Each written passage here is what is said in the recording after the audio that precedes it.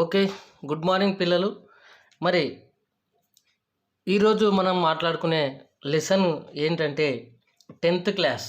చూడండి 10th క్లాస్‌లో మొదటి లెసన్ మీకందరికీ తెలుసు. బరస్తే బాదల్. లెసన్ నేమ్ ఏంటమ్మా? బరస్తే బాదల్. మరి దీనికి కవి ఎవరమ్మా అంటే సుమిత్రానందన్ పంత్. ఇక్కడ బరస్తే బాదల్ అనేటటువంటి ఈ లెసన్లో మీరు బర్సాత్ అనే పదం బాగా విని ఉంటారు, చాలా ఎక్కువగా విని ఉంటారు. ఇది బర్సాత్ అనేటటువంటి పదం. ఈ బర్సాత్ అనే పదాన్ని మీరు ఎక్కడ విని ఉంటారమ్మా అంటే హిందీ సాంగ్స్లో చాలా ఎక్కువగా విని ఉంటారు. మరి బర్సాత్ అంటే ఏంటి? వర్షం. బర్సాత్ అంటే ఏందమ్మా? వర్షం. మరి ఈ లెసన్ నేమ్ వచ్చేసి చూడండి బాదల్ అంటే మీ ఎవరికైనా తెలుసా బాదల్ అంటే మీనింగ్? Yeah right. బాదల్ అంటే ఏందమ్మా అంటే మీనింగ్ మేఘము. బాదల్ అంటే మీనింగ్ ఏంటమ్మా? మేఘం. మరి బరస్తే బాదల్. మరి ఒక అబ్బాయి రాస్తున్నాడు అనుకోండి. రాస్తుంటే ఏమన్నాం? రాస్తూ ఉన్న బాలుడు అంటాం. చదువుతున్న బాలుడు. ఒక 10 మందిలో ఒక అబ్బాయి చదువుకుంటున్నాడు, మిగతా వాళ్ళంతా మాట్లాడుతున్నారు అన్నప్పుడు మరి ఆ చదివే అబ్బాయిని చూసినప్పుడు మనం ఏమంటాము అంటే చదువుతున్న బాలుడు. అక్కడ చదువుతున్నారు చూడండి, ఆ బాలుడు అంటాం కదా. అట్లనే వర్షిస్తున్న మేఘాలు. బరస్తే బాదల్ అంటే వర్షిస్తున్న మేఘాలు. బరస్తే బాదల్, వర్షిస్తున్న మేఘాలు. మనం ఇంకా సింపుల్గా చెప్పుకోవాలంటే కురుస్తున్న మేఘాలు అని చెప్పచ్చు. మరి ఇంకా ఈ పాఠం మీనింగ్ అనేది మనం తెలుసుకున్నాం కదా. మరి ఈ మీనింగ్తో పాటు ఇంకా మనం ఏం తెలుసుకోవాలంటే ఇది ఎటువంటి పాఠము. మరి ఎగ్జామ్లో ఈ టైటిల్కి సంబంధించి కూడా మీకు ఒక మార్క్ వచ్చే అవకాశం ఉంది. యాజ్ యూ నో, క్వశ్చన్ పేపర్లో ఫస్ట్, సెకండ్, థర్డ్, ఫోర్త్ ఆ రోమన్స్లో మీకు ఏమొస్తుందమ్మా అంటే ఒక పారాగ్రాఫ్ ఇచ్చి దాని కింద క్వశ్చన్స్ రాయమంటాడు కదా. ఇప్పుడు ప్రస్తుతానికి ఈ పారాగ్రాఫ్ ఇచ్చిండు అనుకోండి ఎగ్జామ్లో. ఇస్తే ఈ స్టాంజాను రాసినటువంటి కవి యొక్క పేరును అడుగుతాడు. కవి యొక్క పేరు అని అడగొచ్చు. లేదా ఈ బరస్తే బాదల్ అనేటటువంటి పాఠం ఎటువంటి పాఠము అని కూడా అనొచ్చు. మనం మనుషుల్లో చూసుకుంటే కొంతమంది లావుగా ఉంటారు, కొంతమంది బక్కగా ఉంటారు, కొంతమంది పొట్టిగా ఉంటారు, కొంతమంది హైట్గా ఉంటారు, కొంతమంది ఎర్రగా ఉంటారు, కొంతమంది నల్లగా ఉంటారు. అయితే లెసన్స్లో కూడా రకరకాలు ఉంటాయమ్మా. ఈ లిటరేచర్లో ఉన్నటువంటి ప్రక్రియలు తెలుగులో అయితే మనం ప్రక్రియ అంటాం. అంటే ఇది కథన లేకుంటే కవితన అంటాం కదా. అదేవిధంగా హిందీలో కూడా ఈ లెసన్స్ అనేటివి రకరకాలుగా డివైడ్ చేయడం జరిగింది. చూడండి, బరస్తే బాదల్ అంటే కవిత అంటే పోయం, మీకు అందరికీ తెలుసు. నెక్స్ట్ ఈద్గా అంటే కహానీ అంటే స్టోరీ, కథ. కహానీ అంటే స్టోరీ. మరి ఇది మనందరికీ తెలుసు పద్యము గద్యం అని మీరు వినే ఉంటారు. పద్యము గద్యము, పద్య భాగం గద్య భాగం అని మీరు వినే ఉంటారు. అయితే ఈ పద్య భాగంలో వచ్చేసి కవిత అనేది వస్తుంది. మరి ప్రోజ్లోకి వచ్చేసి ఏమైపోతుందమ్మా? కథ వస్తుంది కదా. కాబట్టి ఎగ్జామ్లో మీకు అడిగే అవకాశం ఏముందమ్మా అంటే ఈ బరస్తే బాదల్ అనేటటువంటి పాఠం ఎటువంటి ప్రక్రియకి చెందినది, ఏ రకానికి చెందినది అన్నప్పుడు కవిత అనే మీరు రాయాలి. మరి ఇక్కడ చూడండి, హమ్ భారత్వాసి అనేది కవిత అంట. కన్ కా అధికారి కవిత. లోక్గీత్ నిబంధ్ అంటే ఎస్సే. నెక్స్ట్ తెలుగులో అయితే మనం వ్యాసం అంటాం. అంతర్రాష్ట్రీయ స్థర్ పర్ హిందీ. మరి ఇది వచ్చేసి లెటర్ రైటింగ్ కదా, పత్రలేఖనం. ఒక అబ్బాయి ఇంకొక వ్యక్తికి రాస్తాడు. నెక్స్ట్ భక్తి పద్, ఇది కూడా కవితనే. స్వరాజ్కి నీవ్, ఏకాంకి అంటే వన్ యాక్ట్ ప్లే. మరి ఏకాంకి అంటే ఏదైనా ఒక ఇన్సిడెంట్ని తీసుకొని, అంటే ఒక పెద్ద స్టోరీలో నుంచి ఒకే ఒక పార్ట్‌ని తీసుకొని దాన్ని పెద్దగా వర్ణించి రాయడాన్ని ఏకాంకి అంటాం. అంటే దీంట్లో క్యారెక్టరైజేషన్ ఉంటుంది. వారి మధ్యలో డైలాగ్స్ ఉంటాయి. ఇవన్నీ కూడా చేయడం జరుగుతుంది. నెక్స్ట్ దక్షిణీ గంగా గోదావరి యాత్రా వృత్తాంత్ అంటే అతను చేసినటువంటి యాత్రలో అతనికి కలిగినటువంటి ఫీలింగ్స్ ఏంటివి, అతను చూసినటువంటి ప్రదేశాలు, ఆ ప్రదేశాల యొక్క గొప్పతనం, మరి ఈ విధంగా ఆయన తెలియజేయడం జరిగింది. ఇట్లా యాత్ర వృత్తాంతంలో తెలియజేయడం జరుగుతుంది. నీతి దోహే కూడా కవితనే. జల్ హీ జీవన్ హే కహాని, ధర్తీకే సవాల్ అంతరిక్షకే జవాబ్, సాక్షాత్కార్ అనేదాన్ని మనం బాగా గుర్తుపెట్టుకోవాలి. సాక్షాత్కార్ అంటే ఇంటర్వ్యూ. మరి ఈ విధంగా లెసన్స్ రకరకాలుగా ఉంటాయి. మరి అయితే ఫస్ట్ లెసన్ మనకు వచ్చేసి ఏందమ్మా అంటే అది ఏ రకానికి చెందిందమ్మా అంటే కవితా రకానికి చెందినది. ఇప్పుడు బరస్తే బాధలు అనేది కవిత అయినప్పుడు కవితను రాసేటాయనని ఏమంటామమ్మా అంటే కవి అంటాం. కవితను రాసేటాయనని ఏమంటాం కవి అంటాం. మరి ఈ పాఠం యొక్క కవి ఎవరంటే సుమిత్రానందన్ పంత్. ఇప్పుడు ఉన్ముఖీకరణ చూద్దాం. ఈ లెసన్ యొక్క ఉన్ముఖీకరణ అంటే ఈ ఉన్ముఖీకరణ యొక్క ఉద్దేశం ఏందమ్మా అంటే ఈ లెసన్ యొక్క టైటిల్ని తీసుకొని వచ్చేస్తుంది. ఇది ఈ బరస్తే బాధలకి దీనికి కొద్దిగా లింక్ అనేది ఉంటుంది. చూడండి, క్యా గాతీ హో కిసే బులాతి బత్లా దో కోయల్ రాణి అంటే కోకిలను అడుగుతున్నాడు. అంటే కోకిల ఏం పాట పాడుతున్నావు నువ్వు, క్యా గాతీ హో ఏం పాడుతున్నావు, మరి ఆ పాట ద్వారా నువ్వు ఎవరిని పిలుస్తున్నావు, బత్లాదో కోయల్ రాణి చెప్పమ్మ కోకిల అని అడుగుతున్నాడు. మరి మీరు పల్లెటూరు బ్యాక్గ్రౌండ్కి చెందిన వాళ్ళైతే, విలేజ్ బ్యాక్గ్రౌండ్కి చెందిన వాళ్ళైతే మీకు ఒక విషయం గుర్తుంటుంది. అదే మీరు రైతులు డిస్కస్ చేసుకుంటుంటారు. కోకిల కూర్చుందనుకోండి, వర్షం చాలా రోజుల నుంచి రాలేదనుకోండి, అప్పుడు జనాలు ఏమనుకుంటుంటారంటే అరే వాన కోకిల కూస్తుంది ఈరోజు, ఇంకా వర్షం వచ్చే అవకాశం ఉంది అని చెప్పి అనుకుంటుంటారు. ఆ విధంగా కోకిలని అడుగుతుంది అనమాట. నెక్స్ట్, ప్యాసి ధరతి దేక్ మాంగతి హో క్యా మేఘో సే పానీ. మరి భూమిని అడుగుతున్నారు చూడండి. ప్యాసి అంటే థర్స్టీ, దాహంతో ఉన్నటువంటి భూమాత ఆకాశం వైపు చూసుకుంటూ అడుగుతుంది. మాంగ్నా అంటే రిక్వెస్ట్, పూచ్నా అని కూడా వస్తుంది అనమాట.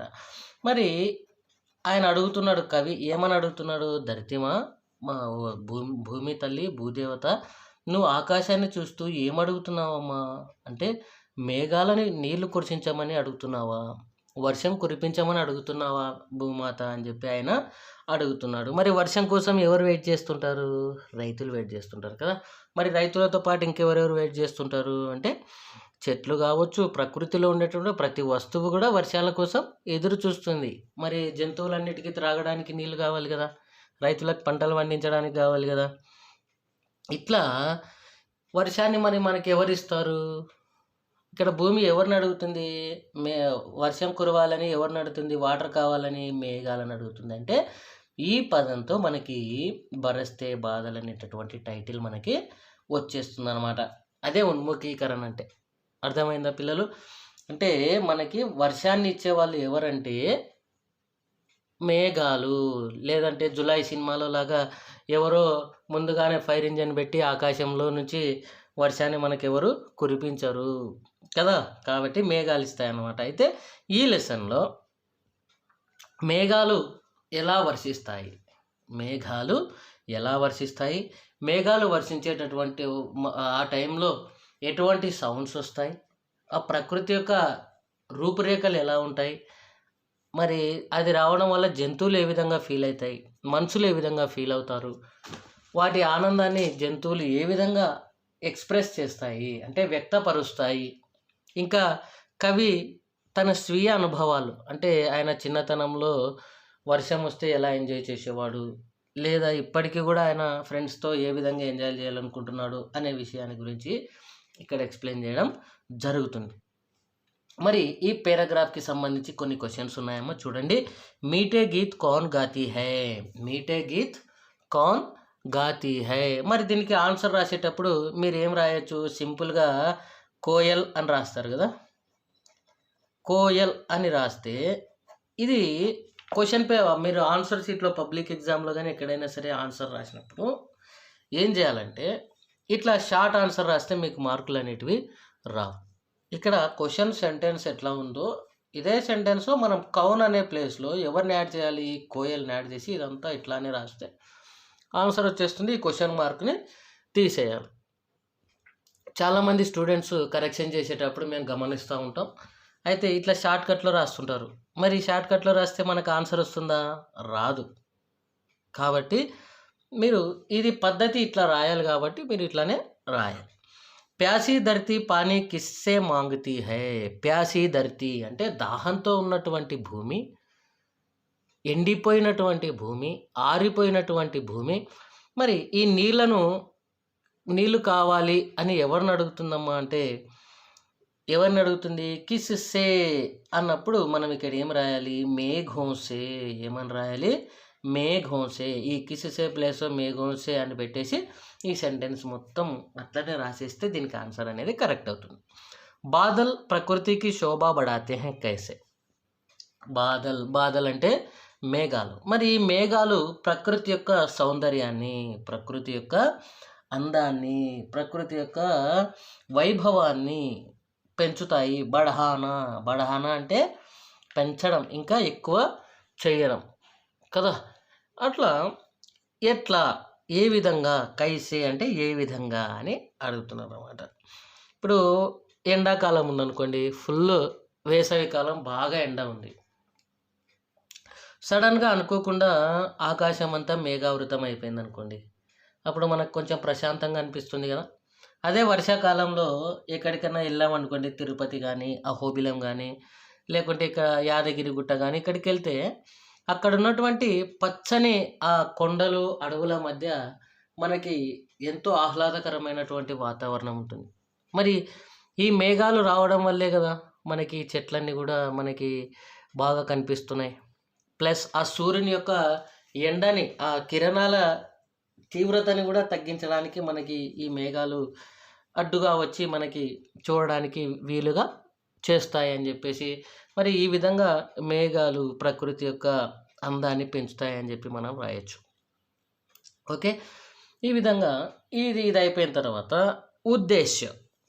మరి 10th క్లాస్లో ఈ పాఠం చదవాల్సిన ఉద్దేశం ఎందుకు ఉంది, లేదు మన జీవితంలో ఈ లెసన్ని చదవడం వల్ల, మరి ఈ లెసన్ని మనకి సజెస్ట్ చేయడం వెనుక ఉన్నటువంటి ఉద్దేశం ఏందమ్మా అంటే, प्रकृति के प्रति काव्य रचनाओं का प्रोत्साहन के साथ साथ ప్రకృతి కే ప్రతి అంటే ప్రకృతికి సంబంధించిన, లేకుంటే ప్రకృతి పట్ల కావ్య రచన అంటే కవితలు రాయడం, దాన్ని రాయడానికి తగిలినటువంటి ప్రోత్సాహన్ అంటే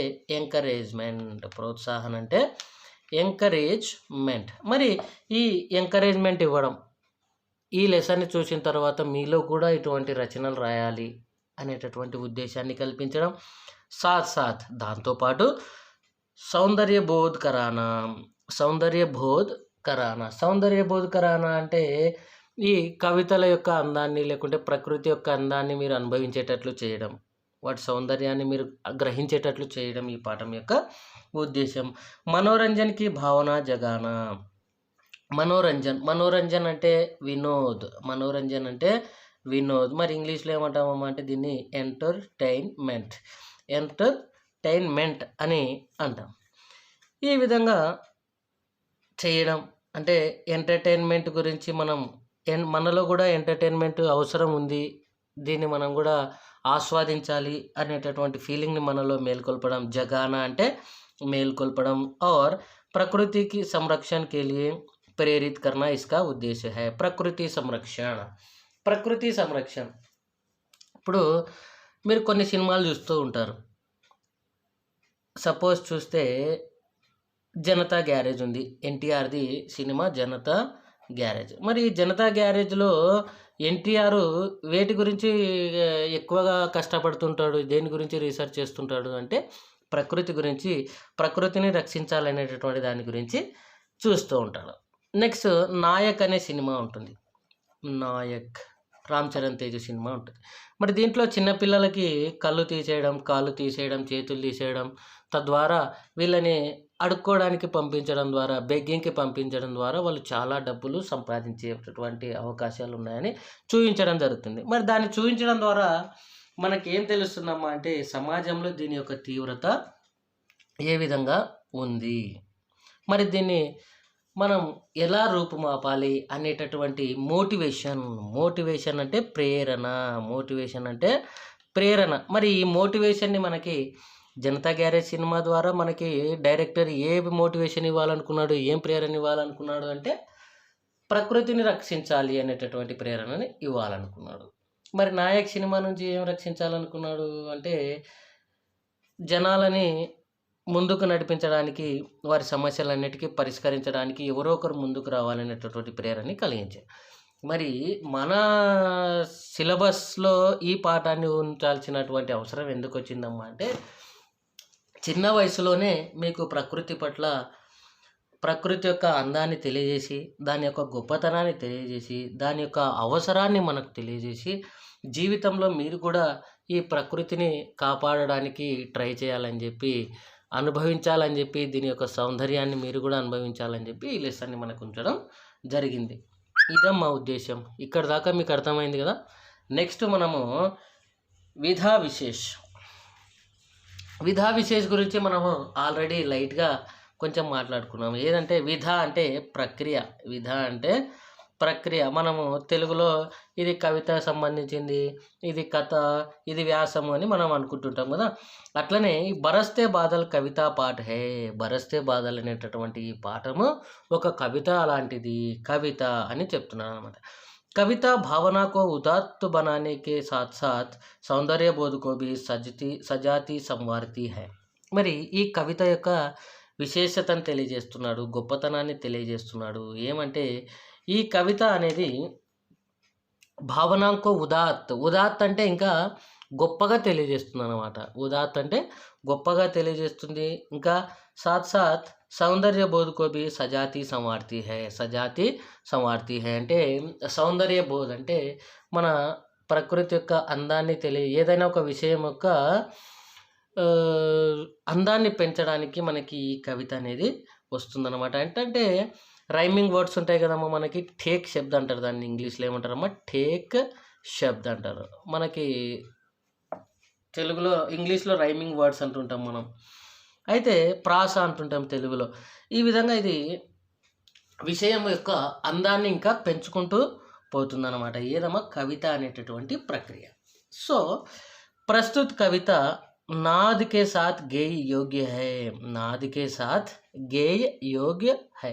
మరి ప్రస్తుత అంటే ఇప్పుడు మనం చదవబోతున్నటువంటి కవిత మంచి ఒక పాటలాగా పాడడానికి అనువుగా ఉంటుంది. ఇస్మే అనుప్రాస్ కా సుందర్ ప్రయోగ్ హువా హై. అనుప్రాస్ అనే దాన్ని మీరు తెలుగులో బాగా వినుంటారు. అనుప్రాస్ అనేది ఒక అలంకారం యొక్క పేరు. మీకు అందరికీ తెలుసు. దీంట్లో అనుప్రాస్ అలంకారం అనే దాన్ని ఎక్కువగా ఉపయోగించడం జరిగింది. ఇదమ్మా ఈ పాఠం వచ్చేసి బరస్తే బాధలు అనే పాఠం వచ్చేసి ఏమవుతుందంటే ఒక కవిత అవుతుంది. మరి కవిత యొక్క గొప్పతనం ఏంటంటే ఏదైనా ఒక విషయం యొక్క అందాన్ని పెంచుతుంది అనమాట. ఇప్పుడు ఝాన్సీ లక్ష్మీబాయి గురించి చెప్పాలనుకుంటే ఝాన్సీ లక్ష్మీబాయి అది ఇది అని చెప్తాం తెలుగులో. కానీ खूब लड़ी थी मर्दानी वह झांसी वाली रानी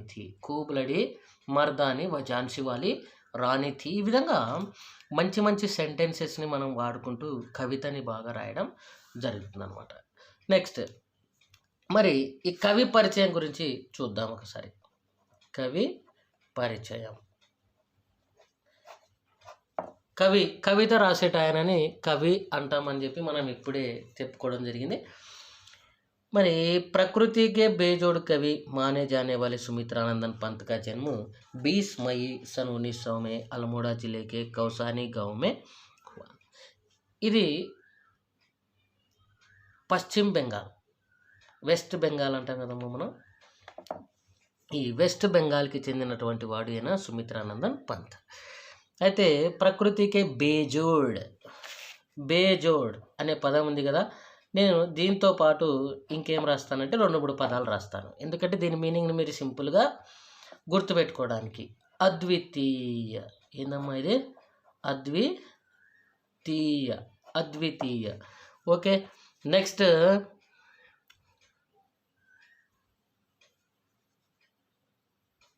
దీంట్లో జోడ్ అంటే 2 కదమ్మా, బేజోడ్ అంటే 2 జత కదా, సమాన్. బేజోడ్ అంటే అంటే మీనింగ్ ఏమొస్తుందమ్మా అంటే యాబ్సెంట్ అనే మీనింగ్ వస్తుంది, ఇంకా లేదు అనే మీనింగ్ వస్తుంది అనమాట. ఓకేనా? ఇప్పుడు చూడండి, బే ఇజ్జతి అంటే ఇక్కడ ఏం లేదు, ఇజ్జత్ లేదు. బేఈమాన్, ఇక్కడ బేఈమాన్ అనేటటువంటి పదంలో ఈమాన్ అంటే రెస్పాన్సిబుల్ పర్సన్, అంటే ఈమాన్దార్, మంచి నిజాయితీ గలవాడు అంటాం. కానీ బేఈమాన్ అంటే నిజాయితీ లేదు, యాబ్సెంట్ అనేది మీనింగ్ అనేది బే అనే పదానికి వస్తుంది అనమాట. అద్వితీయలో ఈ ఆన్ పక్కన పెట్టేసినాం అనుకోండి, ఆన్ పక్కన పెట్టేస్తే ఏం మిగిలిందమ్మా? ద్వితీయ మిగిలింది. ద్వితీయ అంటే 2వ వాడు అని అర్థం కదా. మరి అద్వితీయ అన్నప్పుడు 2వ వాడు ఇంకొకడు లేడు. దీనికి మీనింగ్ ఏమొస్తుందమ్మా అంటే ఇంగ్లీష్లో యూనిక్ అనే పదాన్ని మీరు బాగా వింటారు కదా, యూనిక్ అనే పదాన్ని విని ఉంటారు. మరి ప్రకృతికి సంబంధించినటువంటి రచనలు చేయడంలో సుమిత్రానందన్ పంత్కి సమానమైనటువంటి వాళ్ళు, లేదా అలా ప్రభావవంతంగా రాయగలిగేటటువంటి వ్యక్తులు మన హిందీ సాహిత్యంలో, హిందీ కవులలో మరొకరు లేరని చెప్పడమే ఈ పదం యొక్క అర్థం అన్నమాట. ఏది? బేజోడ్ కవి, ప్రకృతికి బేజోడ్ కవి మానే జానే వాలే సుమిత్రానందన్ పంత్. అర్థమైంది కదమ్మా? బేజోడ్ అంటే ఇట్లాంటి వ్యక్తి ఇంకొక ఆయన లేరు అని అర్థం. ఉన్కా జన్మ 20 మई 1900 में అల్మోడా జిల్లా के కౌసానీ गांव में हुआ. ఈయన ఎక్కడ పుట్టాడో ఇవన్నీ ఇక్కడ తెలియజేయడం జరిగింది. మరి ఈయనకు గొప్పతనం ఏందో చూడండి.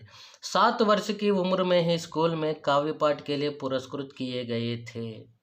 ఈయనకి 7 సంవత్సరాల వయసులోనే ఏదో కవిత రాస్తే ఈయనకి అవార్డు కూడా వచ్చిందనమాట. साहित्य लेखन के लिए इन्हें साहित्य अकादमी, सोवियत रूस और चिदंबरा काव्य के लिए ज्ञानपीठ पुरस्कार दिया गया. మరి ఈయనకి రకరకాల అవార్డ్స్ రావడం జరిగింది. అవి ఏమిటో అంటే సాహిత్య అకాదమీ, సోవియత్ రూస్ और చిదంబర కావ్య కోసం మనకి ఈయనకి ఏమొచ్చిందంటే జ్ఞానపీఠ పురస్కారం అనేది వచ్చింది. మరి జ్ఞానపీఠ పురస్కారం అంటే మన ఇండియాలో అత్యుత్తమ పురస్కారం ఏదమ్మా, అత్యుత్తమ పౌర పురస్కారం ఏదమ్మా అంటే భారత రత్న కదా, భారత్ రత్న. మరి ఫిలిం ఇండస్ట్రీలో ఇండియాలో ఏది పెద్దది? దాదా ఫాల్కే అవార్డ్ కదా. మరి హాలీవుడ్లో మ్యూజిక్లో సంబంధించి మనకి ఆస్కార్ అవార్డు వస్తుందమ్మా. ఏది వస్తుందమ్మా? ఆస్కార్ అవార్డు హాలీవుడ్లో కదా. ఇంకా అదేవిధంగా మన భారత్లో ఈ సాహిత్యం ఏదైతే ఉందో, సాహిత్యం అంటే లిటరేచర్, ఈ లిటరేచర్లో ఎవరైతే గొప్ప రచనలు చేస్తారో, అంటే మన దేశంలో రాజ్యాంగం గుర్తించినటువంటి 22 భాషలు ఏవైతే ఉన్నాయో వీటన్నిటికీ సాహిత్యం ఉంటుంది. వీటన్నిటిలో కవితలు రాస్తారు, పోయమ్స్ రాస్తారు, ఇంకా ఎస్సేలు రాస్తారు, అవన్నీ రాస్తుంటారు కదా. అయితే ప్రతి భాషలో కూడా మంచి రచనలు రాసిన వాళ్ళకి ప్రతి సంవత్సరం కూడా వీళ్ళకి జ్ఞానపీఠ పురస్కారం, అత్యున్నతమైనటువంటి సాహిత్యానికి సంబంధించిన అత్యున్నత పురస్కారం ఏదమ్మా అంటే జ్ఞానపీఠ పురస్కారం. ఈ పురస్కారాన్ని మనకి అందివ్వడం జరుగుతుంది. అయితే మొట్టమొదటి జ్ఞానపీఠ పురస్కారం పొందినటువంటి వ్యక్తి ఎవరమ్మా అంటే సుమిత్రానందన్ పంత్ అనే విషయాన్ని మీరు మెన్షన్ చేయొచ్చు. ఇక్కడ కవి పరిచయం రాసేటప్పుడు. నెక్స్ట్ చూడండి. ఇన్కి ప్రముఖ రచనాయే, ఇన్కి ప్రముఖ్ రచనాయే. ఇక్కడ మీరు ఒకటి గమనించాలి, ఇన్కి అన్నాడు కదా.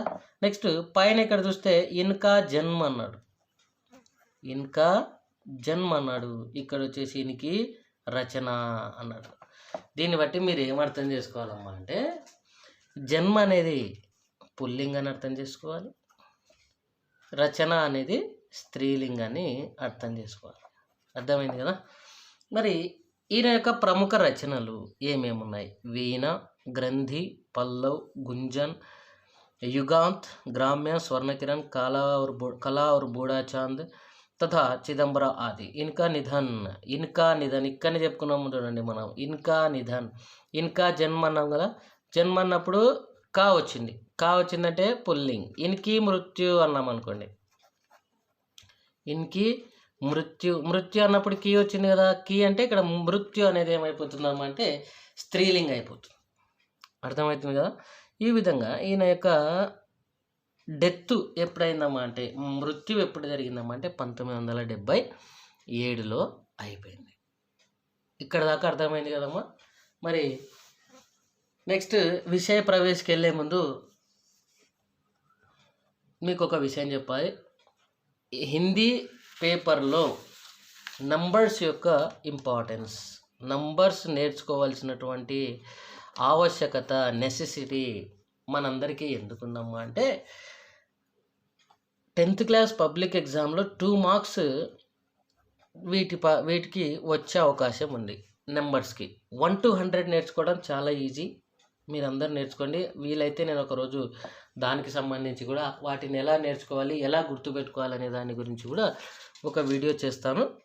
మీరు ఈజీగా ప్రాక్టీస్ చేయొచ్చు, చాలా ఈజీ. ఇది 100 వరకు నేర్చుకుంటే మీరు ఎన్నైనా రాయొచ్చు. సపోజ్ ఇక్కడ 1977 ఉంది, అప్పుడు 1977 అనేది రాయాలి. 77 లేకుంటే దీన్ని ఇంకొక రకంగా కూడా రాయొచ్చు. 1977 అని కూడా రాయొచ్చు. అర్థమైందమ్మా. 2 రకాలుగా రాయొచ్చు. కాబట్టి మీరు ఈ నెంబర్స్ నేర్చుకోవడానికి బాగా హార్డ్ వర్క్ చేయండి. వితిన్ 1 day, ఒక రోజులో మీరు ఈ నెంబర్స్ నేర్చుకుంటే దీంట్లో ఎక్స్పర్ట్ అయిపోతారు అని చెప్పేసి నా యొక్క నమ్మకం. కాబట్టి మీరు అందరూ ఈ నెంబర్స్ నేర్చుకోవడానికి ఈరోజే ట్రై చేయండి. మరి విషయ ప్రవేశం వెళ్ళినట్లయితే విషయ ప్రవేశం దాదాపు మనకి లెసన్లో ఏముందో చెప్పేస్తుందమ్మా. ఈ విషయ ప్రవేశంలో మనం లెసన్లో ఏమేమి చదవబోతున్నాము అనేటటువంటి విషయాన్ని దాదాపు చెప్పడం జరుగుతుంది. చూడండి ఏముంది విషయ ప్రవేశ్ అంటే, వర్షా ఋతు హమేషా సబ్కి ప్రియ ఋతు రహీ హై. మరి ఎవరినైనా అడుగుదాం మనం, అరే నీకు ఎండాకాలం ఇష్టమా వర్షాకాలం ఇష్టమా అని అనుకోండి. ఎండాకాలం ఇష్టమా వర్షాకాలం ఇష్టమా అంటే ఎవరైనా ఏ సమాధానం చెప్తారమ్మా? వర్షాకాలం అంటేనే ఇష్టము అని చెప్తారు. ఎందుకంటే వర్షాకాలంలో వర్షం వస్తుంటుంది, ప్లస్ వాతావరణం కూడా చల్లగా ఉంటుంది. మనం ఫ్యాన్ వేసుకోవాల్సిన అవసరం లేదు, ఏసీ వేసుకోవాల్సిన అవసరం లేదు. అదే వేసవికాలం అనుకోండి, ఆ చెట్టు కిందికి వెళ్ళడం, ఇక్కడ వెళ్ళడం, అక్కడ వెళ్ళడం అని చెప్పేసి చాలా సమస్యలు పడుతుంటాం. కాబట్టి మనకే కాదు జంతువులకు కూడా ఈ వర్ష ఋతువు అనేది చాలా ఇష్టమైన ఋతువు అన్నమాట. ఎందుకంటే వాటికి తినడానికి మేత దొరుకుతుంది, ప్లస్ వాతావరణం కూడా బాగుంటుంది. నేను మొన్ననే ఈ మధ్యనే ఒక పాము ఎండాకాలం బయట ఎక్కడో వర్షం పడి నీళ్ళు ఆగితే దాంట్లో వచ్చి బాడీని కూల్ చేసుకుంటుండగా చూసి అనుకున్నాను, అరే పాపం దీనికి కూడా నీళ్ళు అవసరమా అని చెప్పేసి. అంటే చల్లదనం అనేది ప్రతి ఒక్కరికి అవసరం అని చెప్పి ఆ రోజు అర్థమైంది అన్నమాట. అంటే వర్ష ఋతువు హమేషా అంటే ఆల్వేస్. మరి దీన్ని హిందీలో ఇంకా 2 పదాలు అంటారు, సదా లేదా సదైవ్. ఈ 2 పదాలు కూడా మనం గుర్తుపెట్టుకోవాలి. హమేషా అనే పదానికి ఆ 2 మీనింగ్స్ కూడా వస్తాయి. అందరికీ కూడా ప్రియమైన ఋతువుగా ఉండింది. వర్షా కే సమయ ప్రకృతికి సుందరత దేఖ్నే లాయక్ హోతీ హై. వర్షం పడేటప్పుడు ప్రకృతి యొక్క అందాలు ఇంకా చూడాలనిపించే విధంగా ఉంటాయి అని చెప్పి చెప్తున్నారు. पेड़ पौधे, पशु पक्षी, मनुष्य और यहाँ तक कि ధరతీ भी खुशी से झूम उठती है. చూడండి, మనం ఇప్పుడే మాట్లాడుకున్నాం, మనుషులకి చల్లదనం అవసరం, వర్షం అవసరం, జంతువులకి వర్షం అవసరం అనుకున్నాం. కానీ ఇక భూమికి కూడా వర్షం అవసరం అంట. ఎందుకంటే ఈ వర్షం వచ్చినప్పుడు మనుషులు జంతువులే కాకుండా భూమి కూడా ఆనందంతో పులకిస్తూ ఉంది, ఊగిపోతూ ఉంది, సంతోషపడుతుంది, చాలా సంతోషపడుతుంది అని చెప్పి ఇక్కడ తెలియజేస్తున్నాడు ఎవరు? పోయట్. ఇసి సౌందర్య కా వర్ణన్ యహా ప్రస్తుత్ కియా గయా హై. మరి భూమి ఏ విధంగా పులకిస్తుంది, మనుషులు ఏ విధంగా సంతోషిస్తారు, జంతువులు ఏ విధంగా ఆనందపడతారు అనేటటువంటి విషయాన్ని ఇక్కడ తెలియజేయడం జరిగింది. మరి ఈ లెసన్లో ఫస్ట్ స్టాంజాలో గురించి ఆలోచిస్తే, ఫస్ట్ స్టాంజా నేను పోయం ఎట్లా పాడాలి, రాగయుక్తంగా ఎలా పాడాలి అనేటటువంటిది నేను సపరేట్గా అన్ని పోయమ్స్, ఈ టెక్స్ట్ బుక్లో ఉన్నటువంటి పోయమ్స్ అన్నీ నేను పాడి ఒక వీడియో చేస్తాను, దాన్ని చూసి మీరు నేర్చుకోండి. పాడడం పెద్ద ఇంపార్టెంట్ కాదు ఇక్కడ, కానీ ఇంత పెద్ద పోయంని గుర్తుపెట్టుకోవాలంటే రాగయుక్తంగా పాడడం ద్వారానే మనం గుర్తుపెట్టుకోగలుగుతాం అన్నమాట. ఓకేనా? మరి ఈ స్టాంజాని చెప్పేటప్పుడు నేను చాలా విషయాలు ఇక్కడ మీతో డిస్కస్ చేస్తాను. అవి ఏంటివమ్మా అంటే మీనింగ్స్, పర్యాయ పదాలు అంటే ఆపోజిట్ వర్డ్స్ అంటే విపరీతార్థక శబ్దం అనొచ్చు, లేదా విలోమ శబ్దం అనొచ్చు. నెక్స్ట్ ఇంకా సమాసాలు కూడా చెప్పొచ్చు. అర్థమైందమ్మా? ఈ విధంగా చిన్న లెసన్ని చాలా డెప్త్గా తీసుకెళ్తానన్నమాట. ఎందుకంటే ఇక్కడ ఉన్నది ఉన్నట్లు చెప్పేసి వీడియో చెప్పేస్తే మీకు ఏమవుతుందంటే, అరే ఇది గైడ్లో కూడా ఉంటుంది కదా, మరి ఇంకా సార్ చెప్పాల్సిన అవసరం ఏముంది, ఇంక నేను వీడియో చేసి లాభం లేదు. జమ్ జమ్ జమ్ జమ్ మేఘ బరస్తే హే సావన్కే, ఇంతే అమ్మంగా అంటే రాదనమాట. అది మీకు కూడా తెలుసు, మీకు కూడా అర్థమవుతుంది. కానీ ఈ పదాల యొక్క అర్థం ఏంది, ఇంకా దీంట్లోనే మనకి 2-3 తత్సం తద్భవ్ అనేటటువంటి పదాలు కూడా మనకి డిస్కస్ చేస్తాము. ఇంకా పునరుక్తి శబ్దం అంటే ఏంది, యుగ్మ శబ్దం అంటే ఏంది, ఇంకా అప్పుడు సందర్భాన్ని బట్టి మీకు ఇంకా సబ్జెక్ట్ అనేది ఇంకా డెప్త్గా వెళ్ళిపోతూ ఉంటుంది. మీరు ఈ లెసన్ని ఒక్కసారి కాకుండా 2 సార్లు వినండి, బాగా అర్థమవుతుంది. ఓకేనమ్మా? చూడండి, ఈ పారాగ్రాఫ్లో కవి ఏం చెప్పాలనుకుంటున్నాడంటే, వర్షం పడేటప్పుడు ప్రకృతి యొక్క దృశ్యం చూడడానికి ఎలా ఉంది, మనకి ఏమేం కనిపిస్తున్నాయి, ప్రకృతిలో ఎటువంటి మార్పులు చోటు చేసుకుంటాయి, అవి చూడడానికి ఏ విధంగా ఉంటాయి అనేదాన్ని ఈ పారాగ్రాఫ్లో ఎక్స్ప్లెయిన్ చేస్తున్నాడు. చూడండి, झम झम झम झम మేఘ బరస్తే హే సావన్కే. మేఘ బరస్తే హే ఇక్కడ దాకా బాగుంది కదా. ఈ సావన్కే అనేది ఏందబ్బా అని మీరు అనుకుంటున్నారు, ఇది నెక్స్ట్ లైన్కి వస్తుందా లేకుంటే ఈ లైన్లో వస్తుందా అంటే, ఈ సావన్కే మేఘ అనే దాన్ని ఇక్కడ పెట్టాలి. కానీ ఆయన ఏం చేస్తున్నాడంటే ప్రాస కోసం అనమాట, అంటే ఆయన ఒక రైమింగ్ కోసం అనేది దీన్ని ఇక్కడికి తీసుకురావడం జరిగింది. అర్థమైందమ్మా? ఇక్కడ సావన్కే మేఘ అనేది రావాలి. శ్రావణ మాసం యొక్క మేఘాలు జంజం జంజం అనేటటువంటి సౌండ్స్ చేస్తూ వర్షాన్ని కురుస్తాయనేటటువంటి విషయాన్ని చెప్పే సందర్భంలో ఆయన ఈ కవితని మనం ఇంతకుముందే చెప్పుకున్నాం, కవితని అందంగా మార్చడానికి, ఒక విషయాన్ని అందంగా చెప్పడానికి కవిత ప్రభావవంతంగా పనిచేస్తుందని చెప్పినాం కదా. ఆ భాగంగానే ఈయన ఈ సావన్కే, చన్కే, ఘన్కే, మన్కే అనేటటువంటి దాన్ని ఉపయోగించడం జరిగింది. ప్రాస అంటాం మనం దీన్ని తెలుగులో, ఆ విధంగా ఉపయోగించారు. జమ్ జమ్ జమ్ జమ్ మేఘ బరస్తే హే సావన్కే. బరస్నా అంటే వర్షించడం, బారిష్ అంటే వర్షం, మరి దీన్ని ఏమంటాం, వర్ష అని కూడా అంటాం కదా. నెక్స్ట్ మేఘ అనే పదాన్ని ఇంకా ఏమేమనొచ్చు, బాధలు అనొచ్చు, ఘట అనొచ్చు. ఏమనొచ్చమ్మా? ఘట అనొచ్చు, నీరద్ అనొచ్చు. ఏమనొచ్చు? నీరద్ అని కూడా